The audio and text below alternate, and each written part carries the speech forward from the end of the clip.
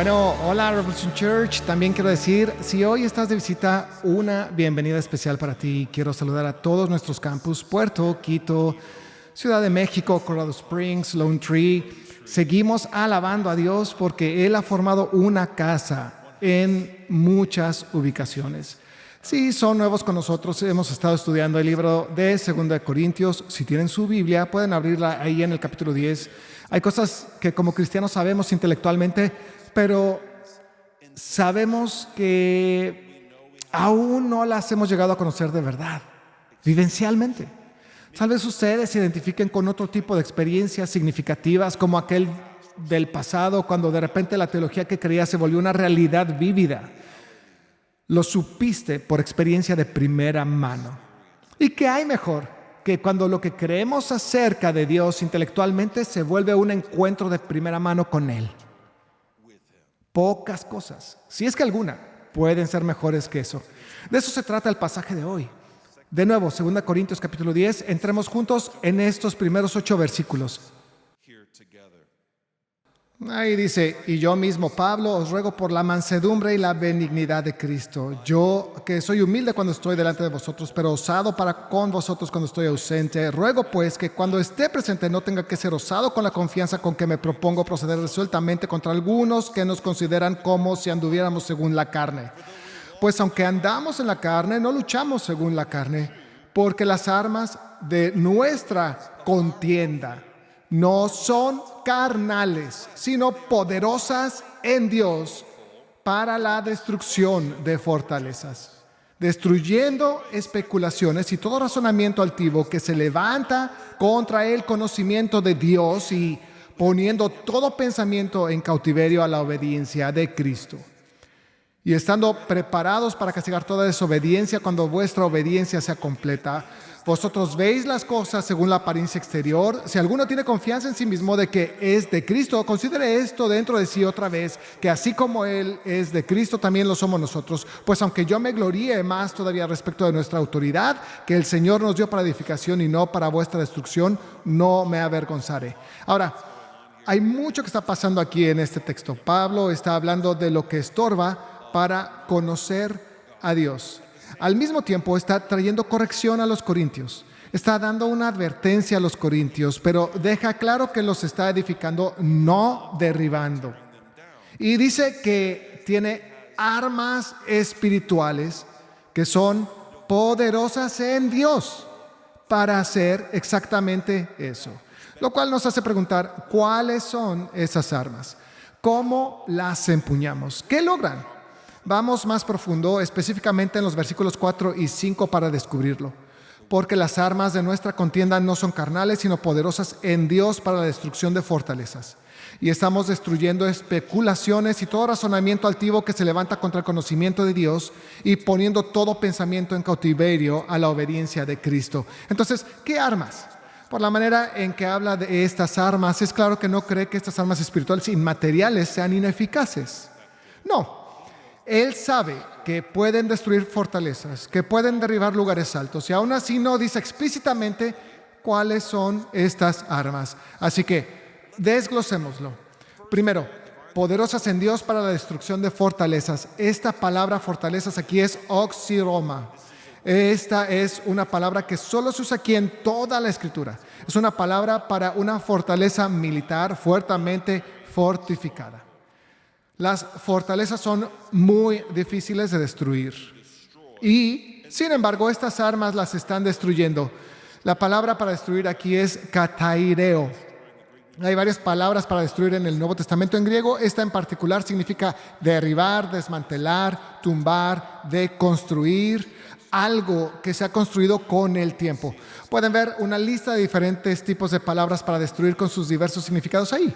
Esta es esa en particular, y el énfasis de ella es derribar, demoler. Entonces, ¿qué podrían ser estas fortalezas fuertemente fortificadas que están siendo derribadas? Verso 5 otra vez. Destruyendo especulaciones y todo razonamiento altivo que se levanta contra el conocimiento de Dios y poniendo todo pensamiento en cautiverio a la obediencia de Cristo. Sigan conmigo un momento. Todo esto va a encajar. Esta palabra para especulaciones que acabamos de leer es la palabra griega logismos. ¿Pueden decir logismos? logismos. Esta palabra significa razonamientos mentales. Así que sí, pueden ser especulaciones, suposiciones, pero son razonamientos mentales.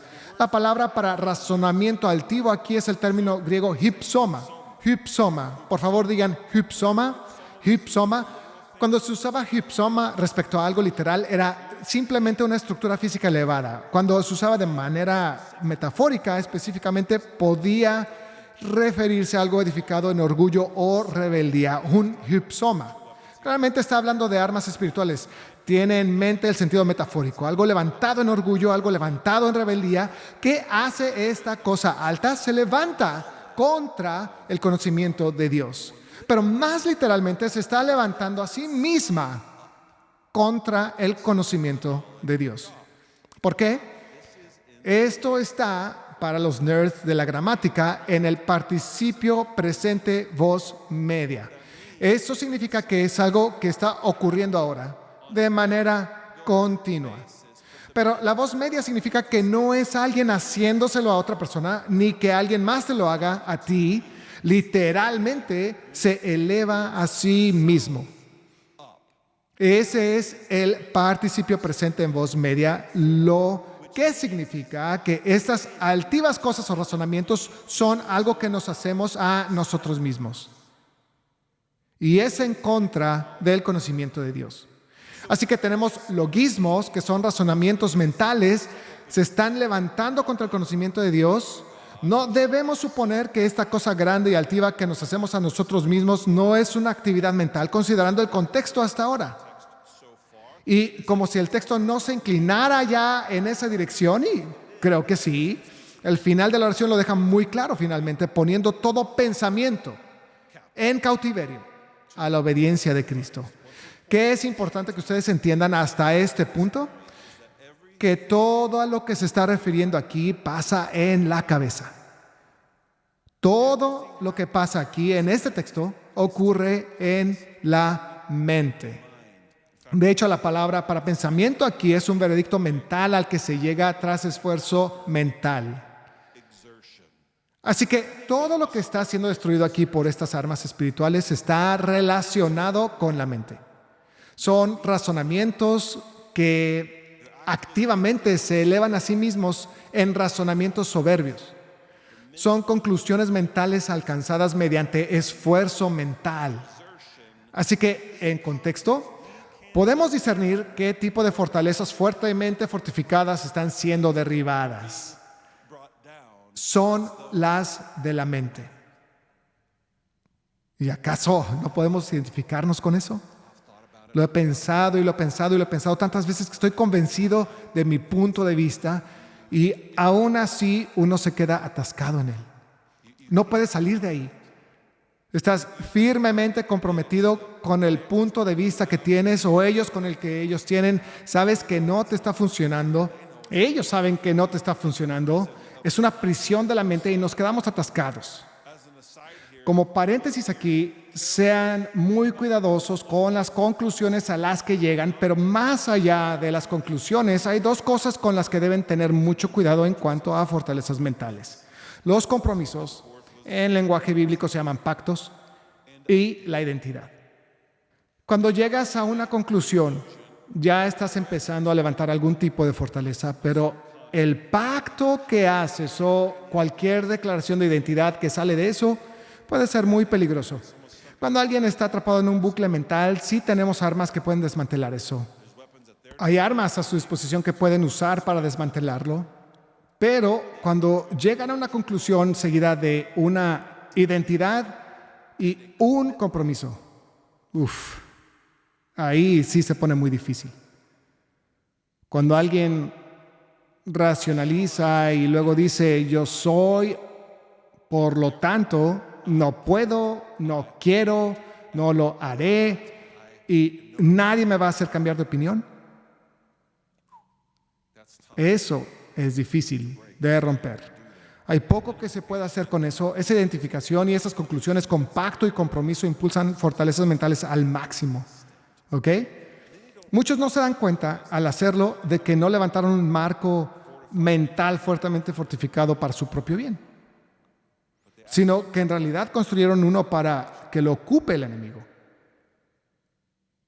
Porque no está construido sobre las verdades de Dios, no está construido sobre lo que Dios realmente está diciendo, está construido sobre mentiras, está construido sobre engaños.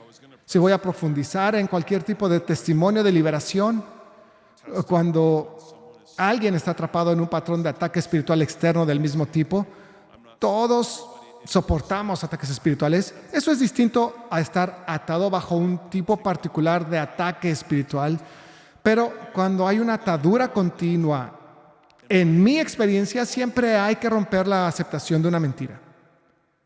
De lo contrario, quizá apartes ese espíritu maligno de la vida de esa persona, va a volver de inmediato. Es una atadura que tiene con una mentira con la que hay que romper el acuerdo, y cuando hay inhabitación, es decir, un ataque espiritual interno, a menudo hay identificación. A menudo hay identificación. Algo así como, así soy yo. Pero que no es lo que Dios dice que es. Tengan cuidado con asociarse y estar de acuerdo con llegar a conclusiones que concuerdan con mentiras y con las declaraciones de identidad que fluyen de ellas. Eso construye fortalezas. Ahora, alguien la semana pasada, los conocí por primera vez, estaba como, ya saben, entonces eres pastor, ¿qué haces? ¿Qué te gusta? Ya sabes, este tipo de cosas. Y yo dije lo que siempre digo, hago lo que está en el corazón de Dios hoy, lo que nadie más esté dispuesto a hacer o nadie más puede hacer. Y cuando digo pueda hacer, me refiero principalmente por posición, ¿ok? Es como que Dios te ha puesto en ciertas posiciones. Él me hizo ser el esposo de mi esposa, me ha hecho ser el padre de mis hijos, me ha puesto para ser el pastor de Revolution Church. Y cuando Él te posiciona en ciertos lugares, hay cosas que no puedes delegar. Y por eso otro no puede hacerlo. Aun cuando se trate de hacer algo que nadie más puede hacer, que sí se refiere a habilidades. No tenemos nada que no hayamos recibido. Es 100% la gracia de Dios. Todo es de Él y todo es para Él y hacia Él. Así que todo es su gracia para sus propósitos. El punto es, si voy a atar identidad a lo que hago, la voy a atar a yo hago su voluntad. Eso es lo que hago. Lo que esté en el corazón de Dios hoy. Si voy a atar identidad a quién soy yo, será soy de Él. Eso es quién soy.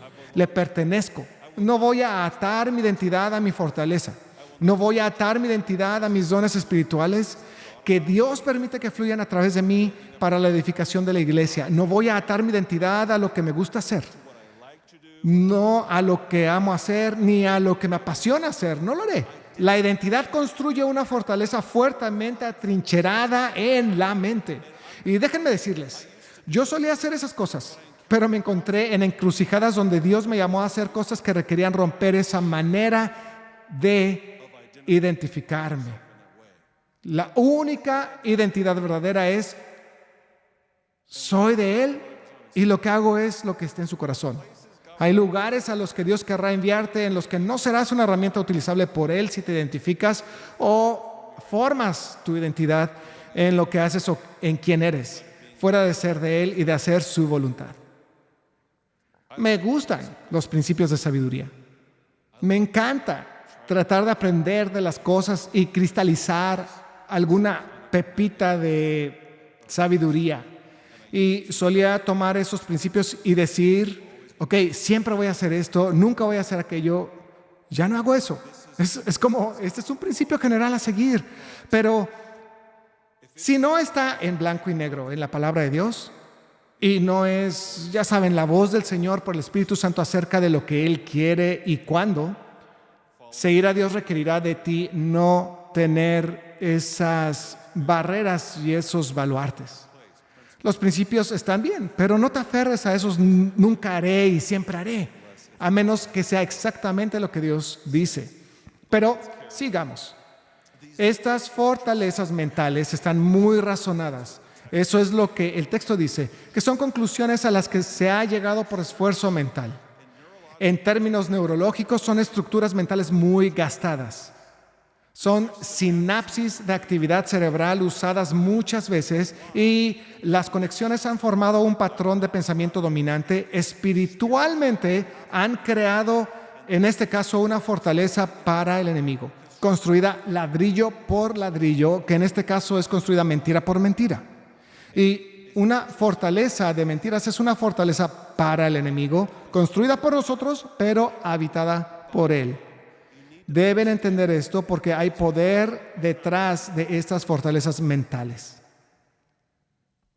La lógica y el razonamiento por sí solos no pueden derribarlas. Están defendidas por demonios. Solo armas espirituales con poder divino pueden deconstruirlas y destruirlas. ¿Cuáles son estas armas?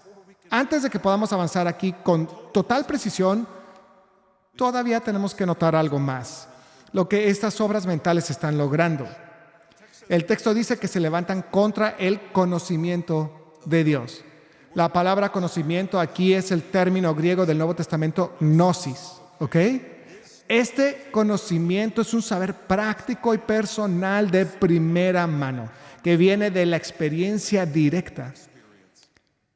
Y eso es importante saberlo porque aquí esperaríamos que Pablo probablemente hablara de doctrina, probablemente de teología, porque él enseña buena doctrina, buena teología, sabemos que eso le importa, es una expectativa bastante razonable, pero en realidad esto trata de derribar esas fortalezas fuertemente atrincheradas que se oponen al conocimiento experiencial de Dios.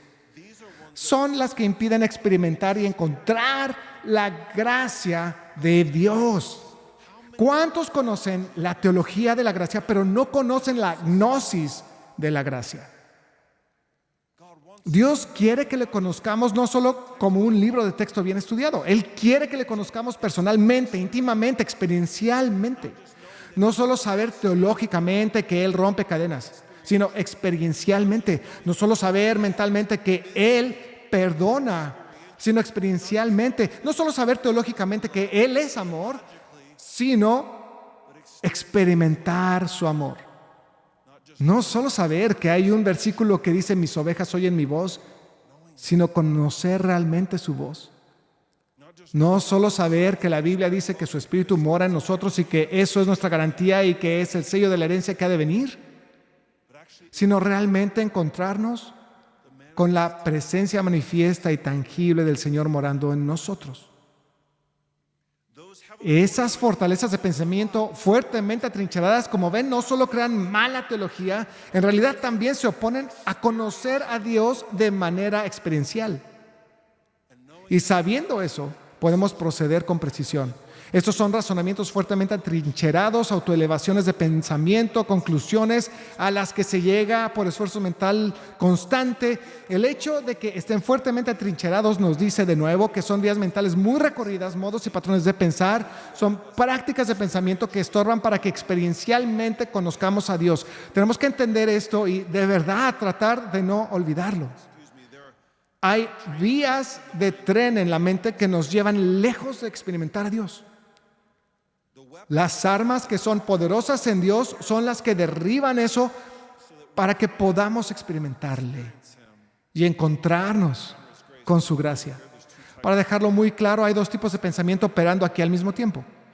Están los razonamientos acerca de Dios y está el hypsoma, que son esos pensamientos que nos levantan a nosotros mismos en nuestra propia mente. Se están contrastando a los dos aquí.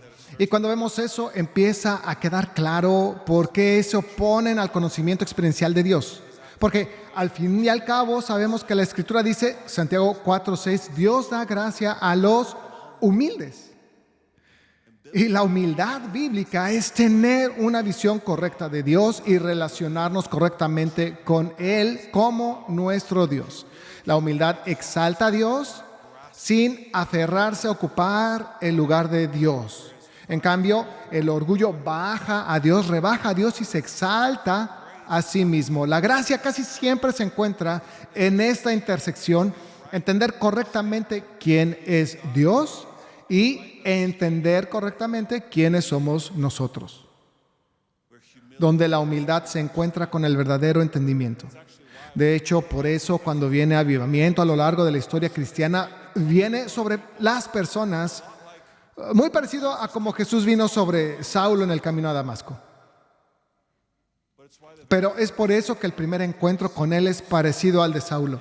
Es un encuentro de revelación que trae convicción, que clama por misericordia y desde ese punto, con esa nueva postura de humildad, la gracia de Dios fluye libremente. Miren, Jesús nos dice que al que poco se le perdona, poco ama. ¿Saben? Si yo creo que no necesito ser perdonado de mucho, pues tampoco voy a experimentar la gracia de Dios en su perdón. Y al no experimentar eso, no soy transformado para luego amar mucho.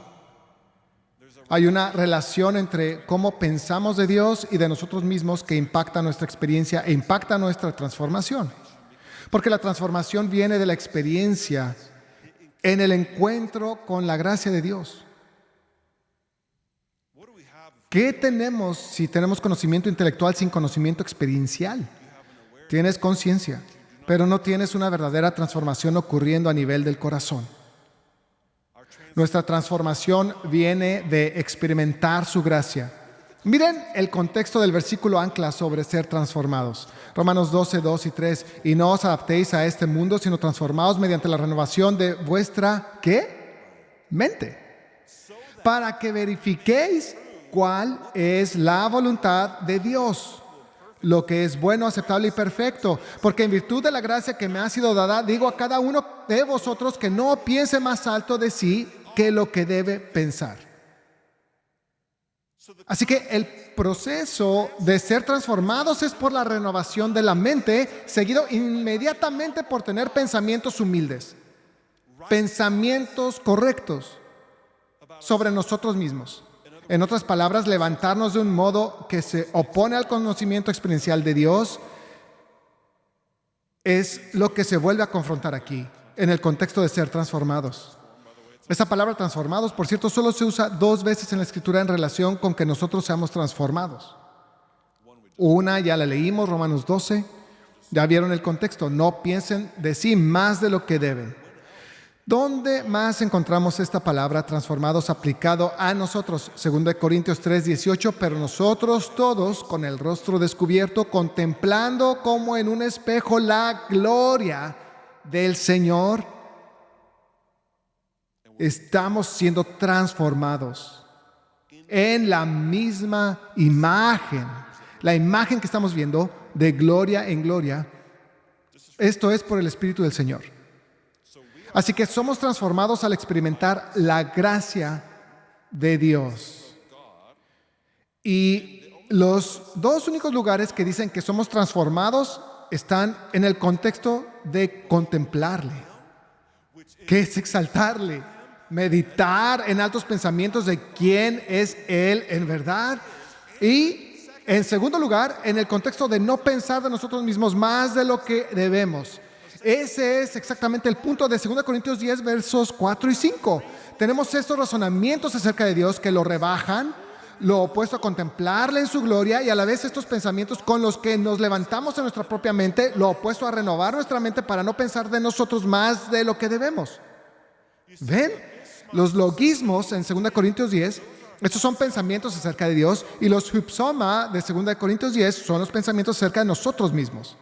Logismos es la palabra para razonamiento, como dijimos, pero también es un término contable en el griego del Nuevo Testamento. ¿Por qué esto?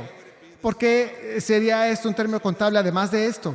Porque lo que hacemos con el dinero también lo hacemos con la mente y con nuestros razonamientos. Es un término del libro contable, un más en esta columna, un menos en esta otra, 2 más por acá, 17 menos por allá, y luego al final calculamos el valor de algo. Hacemos esto en nuestra mente de la misma manera. Con Dios es, ok, Él sí hizo esto, pero luego no hizo aquello, pero luego sí hizo esto y luego no hizo aquello, y al final tenemos una suma de su valor, que es menor que su verdadero valor. Así que estos pensamientos sobre Dios terminan contabilizándolo como menos de lo que es Él.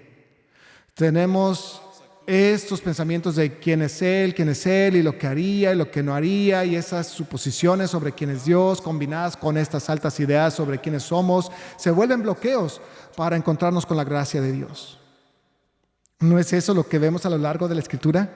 Creo que un gran ejemplo de esto es Naamán en el Antiguo Testamento, Segunda de Reyes capítulo 5. Naamán, capitán del ejército del rey de Aram, era un gran hombre delante de su señor y tenido en alta estima, pero tenía lepra. Así que viajó para ir a ver al profeta Elías. Dios le dice a través del profeta Elías: ve y lávate en el Jordán 7 veces y tu carne se te restaurará y quedarás limpio. La respuesta de Naamán dijo: yo pensé, seguramente él vendrá a mí y se detendrá e invocará el nombre del Señor su Dios, moverá su mano sobre la parte enferma. Y siguió diciendo: ¿no son el Habaná y el Farfar, ríos de Damasco, de donde él era, mejor que todas las aguas de Israel? ¿Ven? Él pensaba, Naamán asumió que si Dios iba a sanarlo, lo haría de una manera grandiosa, no de una forma sencilla y humillante, sumergiéndose 7 veces en ese pequeño y lodoso río Jordán de Israel. Esa elevada idea que tenía de sí mismo: soy un general digno de la tierra de Aram, una tierra mejor, con los ríos mejores que los de Israel. Gracias a Dios su mente cambió y por eso sí se encontró con la gracia de Dios, pero casi se lo pierde. Y aún así esto ilustra el punto. Cada vez que vemos esto, es la misma fórmula. La fórmula siempre es hacerlo menos a Él y hacernos más a nosotros. Y eso levanta una presa gigantesca, como la presa Hoover, que detiene nuestra experiencia de la gracia de Dios. Del lado positivo, de quienes sí experimentaron la gracia de Dios, miren a las personas que realmente se encontraron con Jesús y vieron la gracia de Dios fluyendo por medio de Jesús.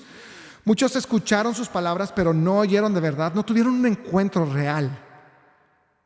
Pero muchos sí.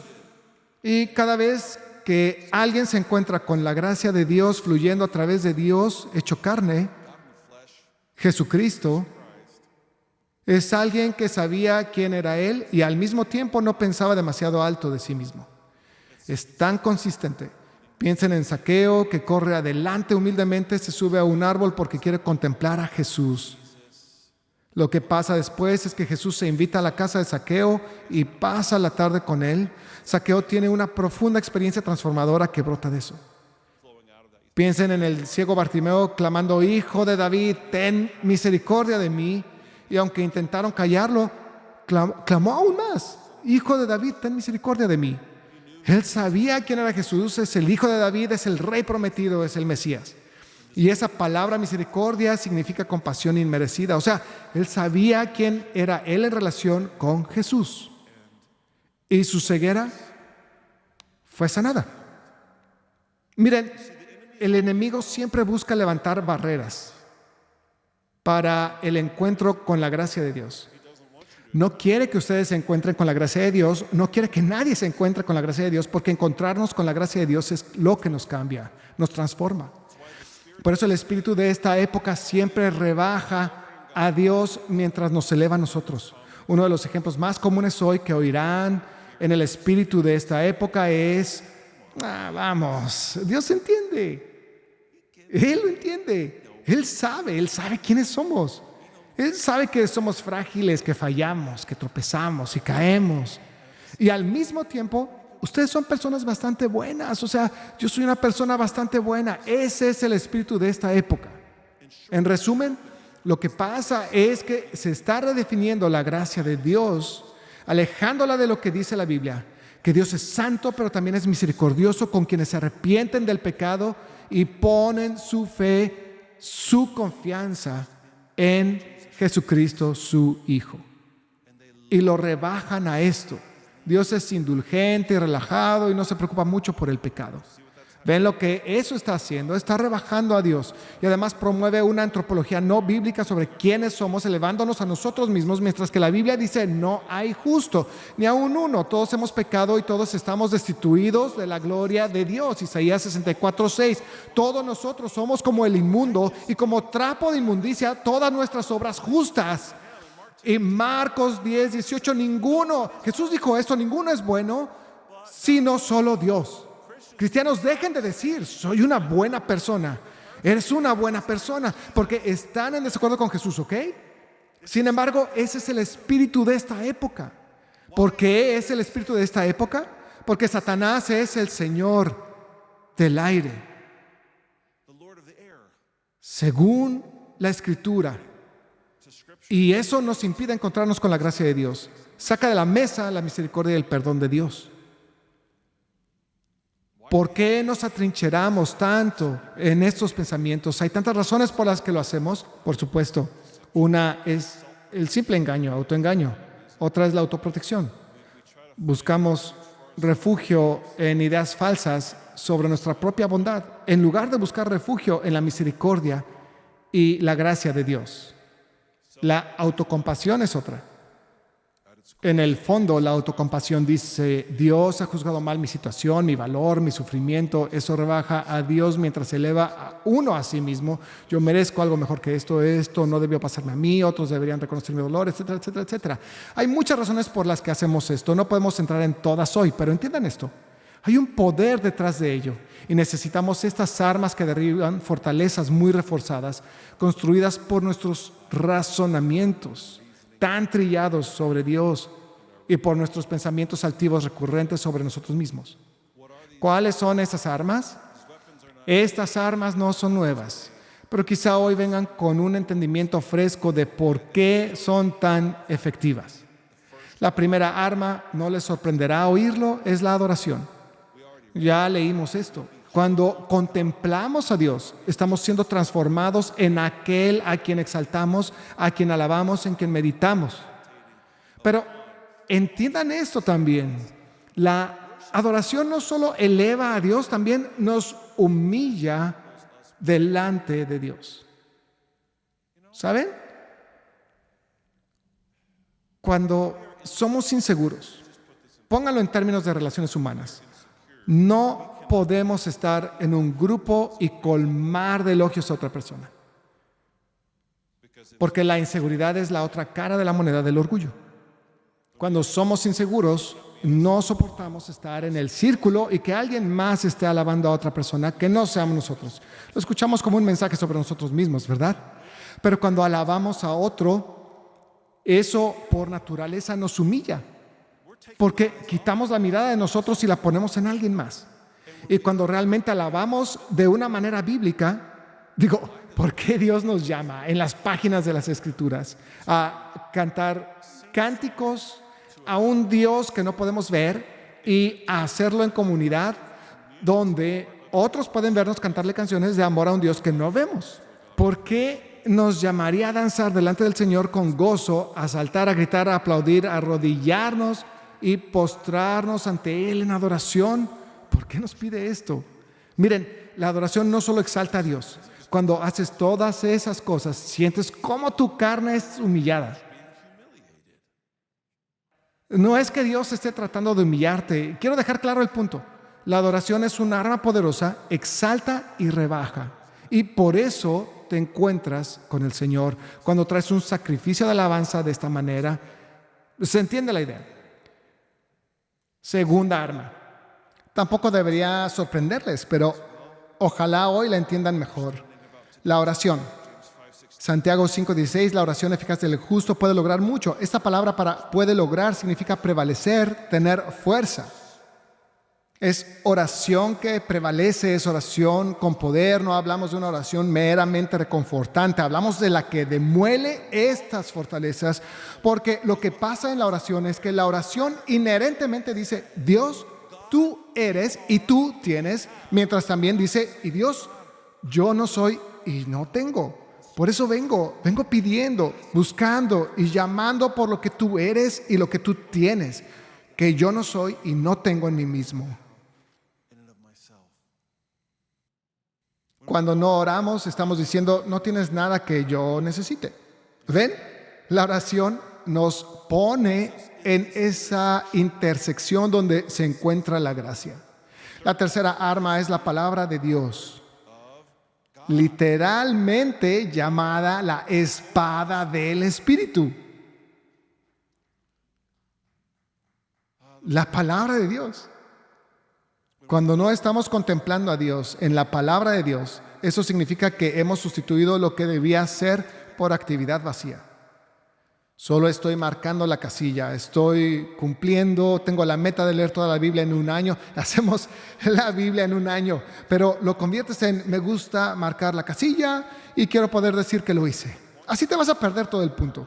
El punto no es que tú pases por toda la Biblia, sino que la Biblia pase por todo tu ser. El punto no es que tengas dominio de las Escrituras para que te envanezcas intelectualmente. La meta es que las Escrituras te dominen a ti. Esa es la meta. Ese es el punto.